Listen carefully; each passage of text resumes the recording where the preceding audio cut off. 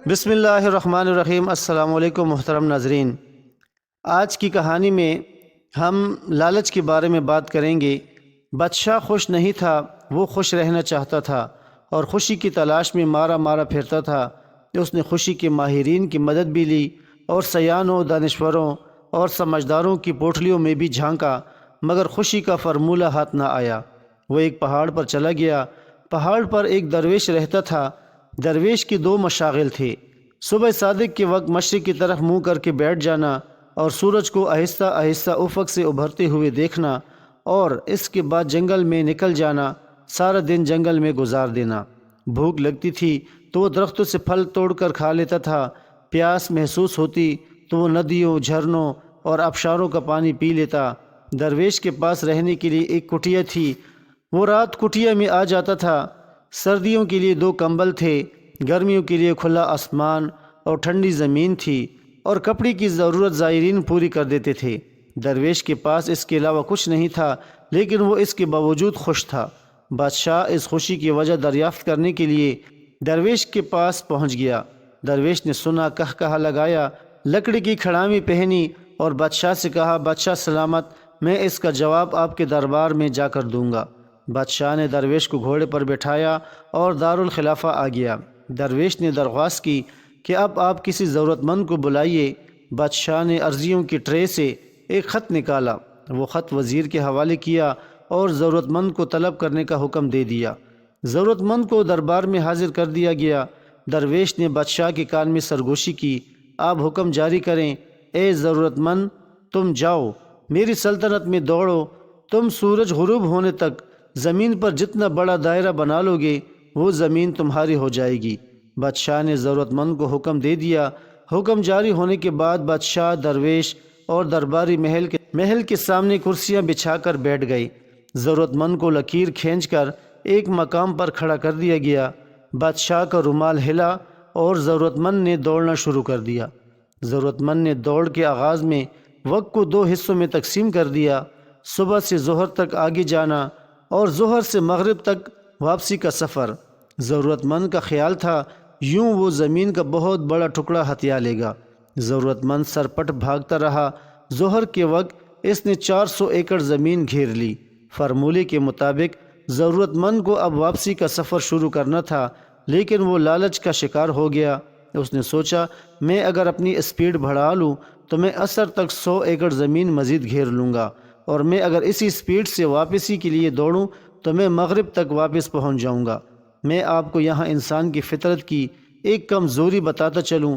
انسان لالچی ہے اور لالچ میں 2 درجن خامیاں ہیں، لیکن اس کی سب سے بڑی خامی کا تعلق انسانی ذہن کے ساتھ ہے۔ اللہ تعالیٰ نے انسان کو تخمینہ لگانے، کیلکولیشن کرنے کی صلاحیت سے نواز رکھا ہے۔ ہم جب بھی کوئی چیز دیکھتے ہیں، ہمارا دماغ فوراً اس کے عرض و بلد، موٹائی، وزن اور قیمت کا اندازہ لگاتے ہیں، اور ہم اس کیلکولیشن کی بنیاد پر اگلے فیصلے کرتے ہیں۔ مگر ہم جب لالچ میں آتے ہیں تو ہمارا دماغ ایک عجیب کیمیکل پیدا کرتا ہے۔ یہ کیمیکل ہماری کیلکولیشن کی صلاحیت کو تباہ کر دیتا ہے، اور یوں ہم غلط فیصلے کرنے لگتے ہیں۔ اب فراڈیوں کے ہاتھوں عمر بھر کی کمائی لٹانے والے لوگوں کی کہانی سنیں۔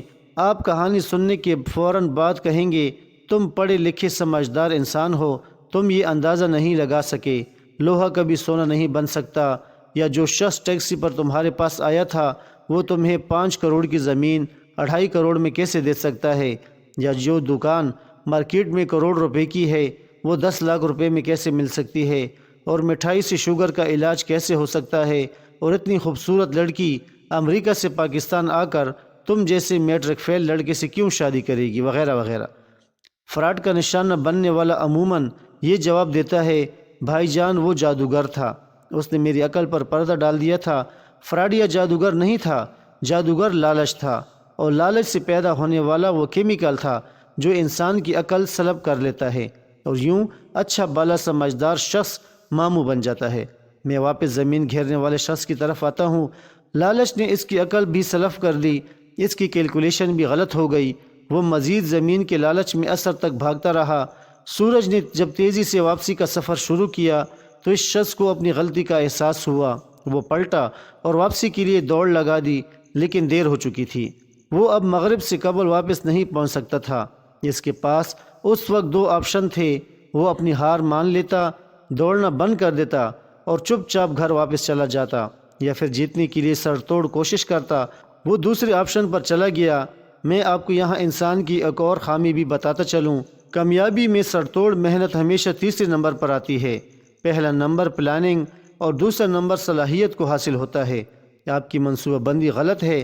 آپ پہاڑ پر کھجور لگانا چاہتے ہیں یا صحرا میں چاول اگانا چاہتے ہیں تو خواہ کتنی محنت کر لیں، آپ کی کامیابی کے امکانات بہت کم ہوں گے۔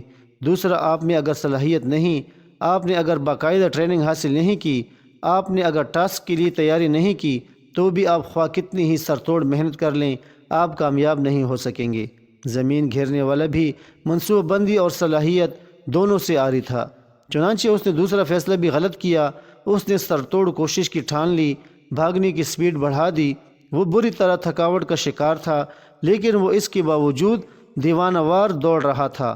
وہ وقت پر پہنچنے کی کوشش میں اپنی اسپیڈ بڑھاتا رہا، یہاں تک کہ اس کے پھیپھڑے پھٹ گئے، اس کے منہ سے خون جاری ہو گیا، لیکن وہ اس کے باوجود بھاگتا رہا اور بالآخر بادشاہ تک پہنچ گیا۔ لیکن گول پر پہنچنے کے بعد اس نے لمبی ہچکی لی، زمین پر گرا، تڑپا اور اپنی جان آفرین کے حوالے کر دی۔ وہ زمین جیت گیا تھا لیکن زندگی ہار گیا تھا۔ درویش اپنی جگہ سے اٹھا، زمین پر گرے شخص کے قریب آیا، ہاتھ سے اس کی کھلی آنکھیں بند کی، بادشاہ کو قریب بلایا اور اس بد نصیب شخص کی لاش دکھا کر بولا، بادشاہ سلامت، حرص کی بیوپاری کبھی خوش نہیں رہ سکتے۔ یہ شخص مجھ سے بہتر زندگی گزار رہا تھا۔ میرے پاس کپڑوں کا ایک جوڑا، لکڑی کی جوتے، 2 کمبل اور ایک پیالے کے سوا کچھ نہیں۔ میں شہر سے کوسوں دور پہاڑ پر رہتا ہوں، پھل کھاتا ہوں، ندیوں کا پانی پیتا ہوں، لیکن خوش ہوں۔ کیونکہ میں لالچ نہیں کرتا۔ جبکہ آپ میرے مقابلے میں اس شخص کے اثاثے دیکھیے، یہ شخص مجھ سے 1000 درجے بہتر ہوگا۔ اس کے پاس مکان بھی ہوگا، بیوی بچے بھی، کپڑے بھی، سواری بھی، دال اناج بھی اور زمین جائیداد بھی، لیکن اس کے باوجود زمین پر گر کر مر گیا۔ کیونکہ یہ اپنے اندر کی لالچی انسان کو قابو میں نہ رکھ سکا۔ یہ دیوانہ وار خواہشوں کے پیچھے بھاگتا رہا۔ یہ کبھی کسی کو درخواست دے دیتا اور کبھی آپ کو عرضی بھجوا دیتا۔ قسمت نے یاری کی، اس کی لاٹری نکل آئی، آپ نے اسے زمین گھیرنے کی اجازت دے دی۔ یہ بھاگا، لیکن اس کا لالچ بھی اس کے ساتھ ہی دوڑ پڑا۔ یہ اگر سمجھدار ہوتا، یہ اگر درمیان میں قناعت کر لیتا، یہ رک جاتا، یہ جو حاصل ہو گیا اس پر اکتفا کر لیتا، یہ شکر ادا کرتا اور زندگی کو انجوائے کرنا شروع کر دیتا، تو یہ نعمت اس کے لیے کافی ہوتی۔ لیکن یہ لالچ کے گھوڑے سے نہ اترا، یہ بھاگتا رہا، یہاں تک کہ لالچ نے اس کی جان لے لی۔ درویش نے لمبی سانس لی اور بولا، بادشاہ سلامت، حرص اور خوشی دونوں سوتنیں ہیں، یہ اکٹھی نہیں رہ سکتی۔ آپ خوش رہنا چاہتے ہیں تو آپ کو لالچ کو طلاق دینا ہوگی۔ خوشی خود بخود آپ کے گھر میں بس جائے گی، لیکن اگر آپ لالچ کے گھوڑے پر بیٹھ کر خوشی کی تلاش میں سرپٹ بھاگتے رہے تو آپ کا انجام بھی اس شخص جیسا ہوگا، آپ بھی عبرت کا رزق بن جائیں گے۔ بادشاہ کی آنکھوں میں آنسو آ گئے۔ اس نے گلوگیر لہجے میں عرض کیا، جناب، بادشاہت حرص کی دلدل ہوتی ہے، آپ بادشاہ ہوتے ہوئے خود کو لالچ سے کیسے بچا سکتے ہیں؟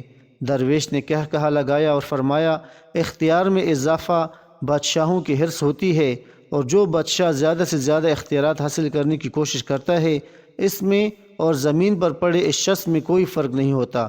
آپ اختیارات سمیٹنے کے بجائے اختیارات بانٹنا شروع کر دیں، آپ کو خوشی مل جائے گی۔